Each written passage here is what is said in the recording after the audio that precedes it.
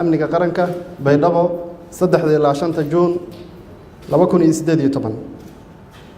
Golaha Amniga Qaranka ayaa kulankoodii joogtada ahaa ku yeeshay magaalada Baydhabo 3 Juun 2018 shirkaas oo ka dhacay xarunta madaxtooyada Koonfur Galbeed ee Baydhabo waxaa looga hadlayay arrimaha amniga qaranka waxaana shir gudoominayay madaxweynaha Jamhuuriyadda Federaalka Soomaaliya mudane Maxamed Cabdullaahi Maxamed Farmaajo waxaa sidoo kale shirka ka soo qayb galay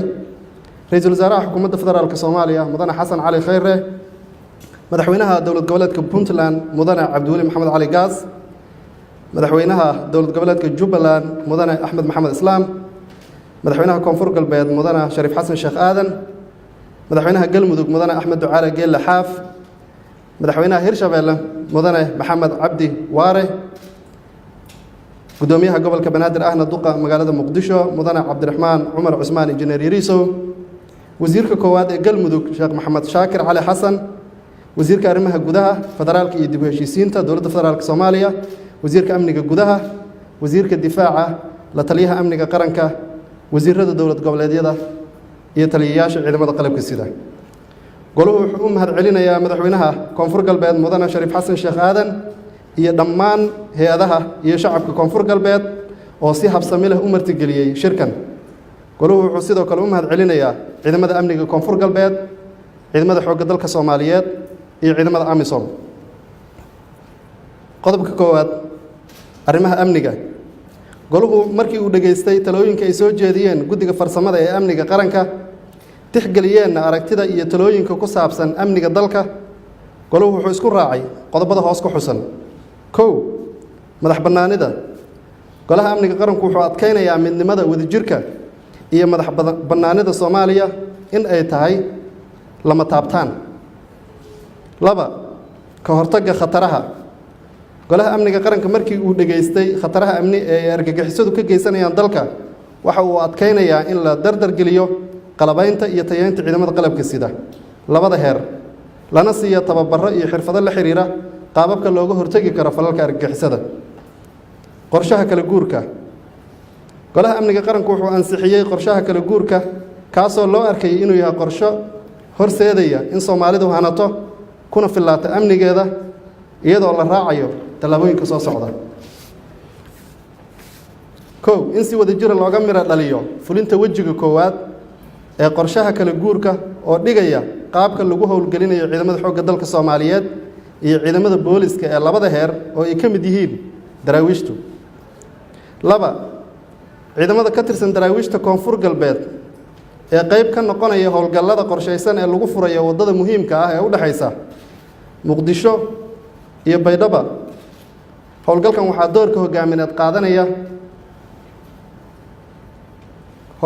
doorka hogaamineed qaadanaya guddiga amniga ee Koonfur Galbeed waxayna ciidamada ka amar qaadanayaan taliska ciidamada xoogga dalka inta lagu jiro howlgalkaas guddiga qaran ee isku dhafka ciidamada ay la yimaadaan muddo 30 maalmood ah gudahooda qorshe howleedkooda afar in qorshaha kala guurku uu noqdo mid dhammaystiran oo ay ka mid yihiin dadaalada xasilinta soo kabashada dhaqaalaha sareynta sharciga iyo cadaaladda afar dhammaystirka qaab dhismeedka amniga qaranka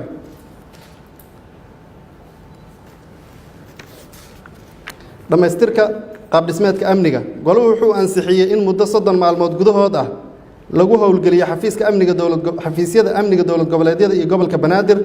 si loo dardargeliyo in golaha amniga dowlad goboleedyada iyo gobolka Banaadir ay noqdaan kuwo waajibaadkooda shaqo guta shan goluhu wuxuu isku raacay in muddo 60 maalmood gudahood ah guddiga farsamadu ay ku fuliyaan qodobka 1.2 ee go'aankii 6 ilaa 10 bishii Febraayo ee 2018 kaasoo qeexayay code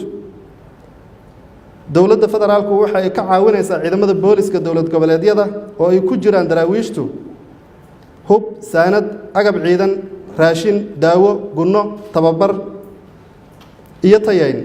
ee kala qayb qaadan doona ciidanka xoogga dalka Soomaaliyeed howlgallada lagula dagaalamayo argagixisada goluhu wuxuu ku boorinayaa ummadda Soomaaliyeed inay u midoobaan la dagaalanka argagixisada 6 goluhu wuxuu isla qaatay in galmudug iyo puntland oo aysan joogin ciidamada amisom laga caawiyo howlgallada ka dhanka argagixisada al-shabaab iyo daacish oo ku sugan buuraha galgala deegaanada bariga fog iyo koonfurta galmudug lagana taakuleeya saddexda qaybood ee qorshaha kala guurka. 7 goluhu wuxuu soo dhaweynayaa isbedelada wax ku oolka ah ee laga wada ciidanka xoogga dalka Soomaaliyeed oo ay ka mid yihiin sida qaab dhismeedka ciidanka, midaynta tababarka iyo hagaajinta anshaxa iyo aadaabta ciidanka, iyo sidoo kale qaabeynta hanaanka dallacsiinta saraakiisha iyo saraakiil xigeenada oo la waafajinayo sharciga dallacsiinta. 8 goluhu wuxuu farayaa guddiga dib u habaynta booliiska federaalka ee hoos yimaada wasaaradda amniga gudaha inay ku soo dhammaystiraan qaabka dib u habaynta booliiska federaalka ah muddo 90 maalmood gudahooda. 9 goluhu wuxuu bogaadinayaa howlgallada sugidda amniga caasimadda iyo barnaamijka darisaynta ee ka socda degmooyinka gobolka Banaadir, wuxuuna qirayaa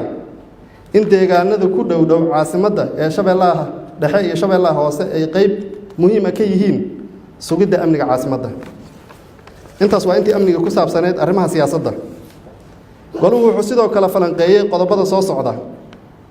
habka doorashada ee Jamhuuriyadda Federaalka Soomaaliya ee sanadka 2020 iyo wadaagga kheyraadka dabiiciga ah,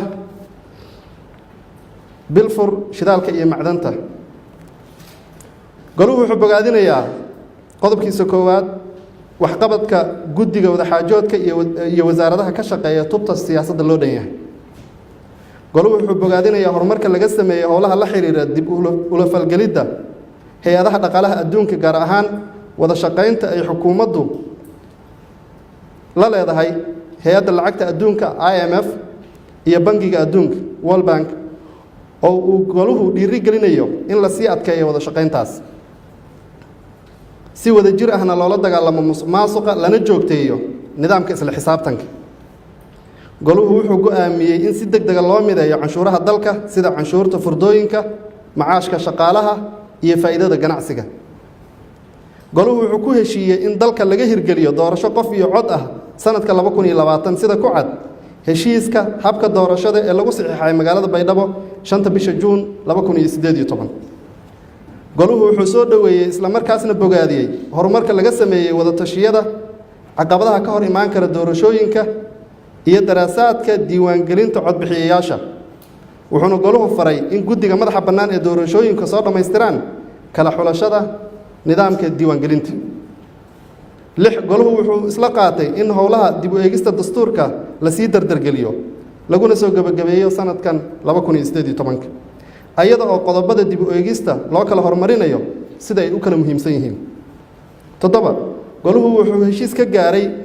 lahaanshaha maamulka iyo wadaagga kheyraadka dabiiciga ah ee dalka sida ku cad heshiiska wadaagga kheyraadka dabiiciga ah ee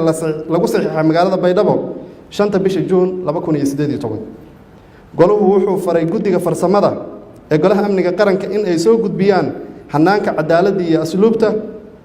shirka xiga ee la qabanayo bisha August, iyadoo laga ambaqaadayo go'aamadii shirkii wasaaradaha cadaaladda ee ka dhacay magaalada Jowhar bishii Janaayo 2018. goluhu wuxuu go'aamiyey in la howlgeliyo xubnihii ay dowlad goboleedyadu u soo magacaabeen guddiyada dib u eegista dastuurka. 10 goluhu wuxuu go'aamiyey in la dardargeliyo wadaxaajoodka arrimaha federaalka ah si loo dhammaystiro hanaanka awood qaybsiga ee ku qeexan qodobada 53 iyo 54 ee dastuurka ku meel gaarka ah. 11 goluhu wuxuu soo dhaweynayaa hindisaha lagu abuurayo Golaha Dhaqaalaha Qaranka. ugu dambeyntii goluhu wuxuu si wada jir ah tacsi tiiraanyo ugu dirayaa xildhibaanadii iyo dhammaan dadkii ku dhintay weeraradii xaqdarrada ahaa ee ka dhacay degmada Balcad ee gobolka Shabeellaha Dhexe. wabillahi tawfiiq.